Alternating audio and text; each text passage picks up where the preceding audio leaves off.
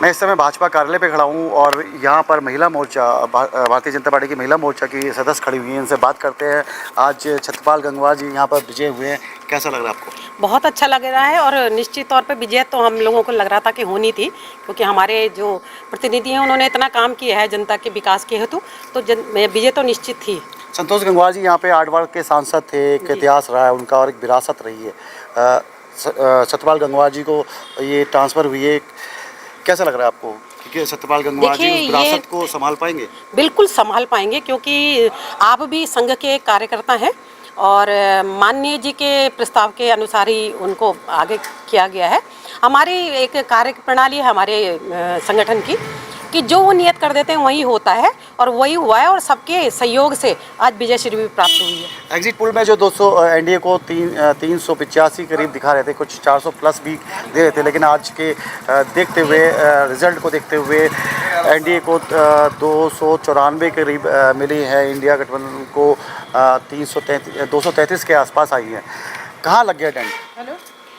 देखिए, कहना कि आधा आकाश हमारा है, बाकी सब बंटवारा है। हमारा आकाश, हमारी जो सीटें हैं वो सुनिश्चित हैं, और मोदी जी और योगी जी के काम पे लोगों ने, जनता ने विश्वास जताया है और आगे भी जताएंगी, और निश्चित तौर पे हमारी सरकार बनेगी, बन रही है। बरेली में जैसे अब हम यूपी की बात करें, 75 प्लस की बात हो रही थी, स्थिति खराब है यूपी की? स्थिति खराब जरूर है, मगर आगे चल के सरकार तो हमारी ही बन रही है। अयोध्या हार गई? अयोध्या हारने का विषय मैं ये नहीं सोचती कि हार गई। अगर कोई जनता की असंतुष्टि है, और हम जनता का निर्णय सर्वोपरि मानते हैं, हम जनता को ही सरकार मानते हैं, तो अगर कोई त्रुटि रह गई तो हम निश्चित तौर पे सरकार के रूप में उन त्रुटियों को पूर्ण करने की कोशिश करेंगे। बरेली में एक नया अध्याय शुरू होगा। छत्रपाल गंगवार जी यहाँ से विजय हुए हैं, अब क्या एक्सपेक्ट करेंगे बरेली में, और क्या डेवलपमेंट होना चाहिए?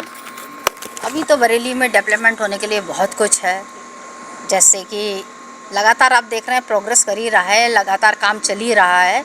अब छत्रपाल जी आए हैं तो ज़रूर वो भी अपने हिसाब से, उन्होंने भी कुछ प्लान बनाए होंगे कि हम क्या क्या डेवलपमेंट करें, क्या कर सकते हैं।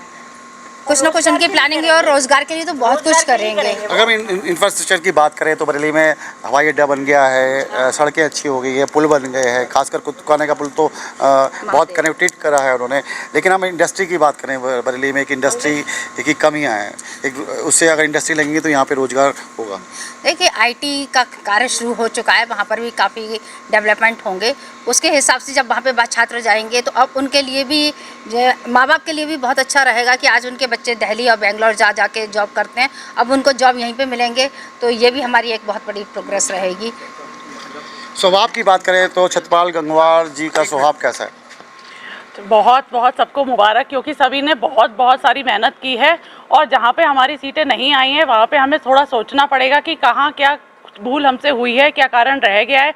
और मोदी सरकार तो बनी रही है, ये सभी को पता है, और निश्चित अच्छे कार्य हुए हैं। और हमेशा ये आप देखते आए हैं कि अच्छे कार्यों की अवहेलना होती है, तो शायद वही अच्छे कार्यों की थोड़ी सी अवहेलना हमें सरकार से और जनता से हमें झेलनी पड़ी है, और उसको भी आगे जाके अच्छे से प्रयास करेंगे कि वो भी कम हो और ख़त्म हो।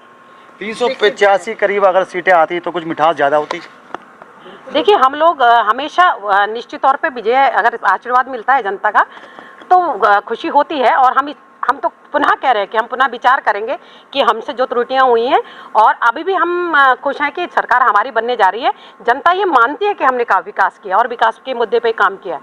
बरेली मंडल में 5 सीटें आती है, पीलीभीत, सेहापुर, बरेली, बदायूं और आमला, 2 सीटें हार गई। देखिए, मैं कह रही हूँ ना कि जनता का रुझान है, जनता जनार्दन जो निर्णय देती है हम स्वीकार रहे हैं, लेकिन मैंने कहा ना कि जो पुनरावृत्ति उन चीज़ों की नहीं होगी जिससे जनता असंतुष्ट है, हम पुनः उस पर हमारी सीनियर्स विचार करेंगे और उस चीज़ों को हम पुनरावृत्ति नहीं होने देंगे। आपको क्या लगता है, कुछ कमी रहेगी, कोई कमी दिख रही है आपको कि इस चुनावों में? नहीं, यहाँ पे तो सभी कैंडिडेटों ने बहुत। यूपी में क्या कमी रहेगी?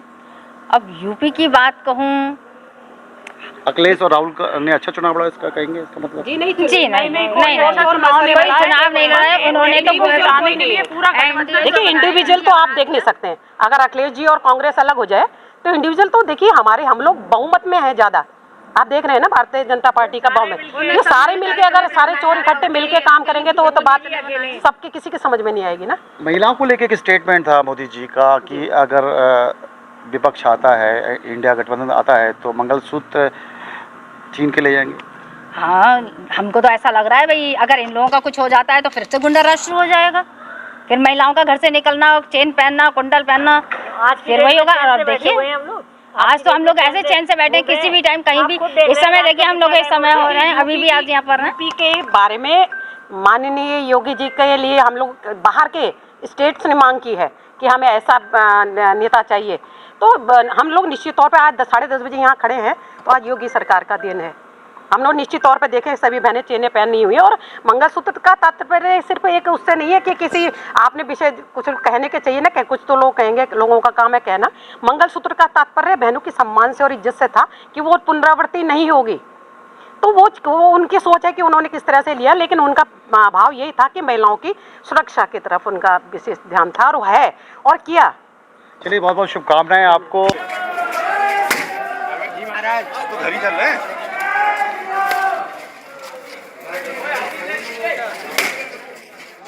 Yeah!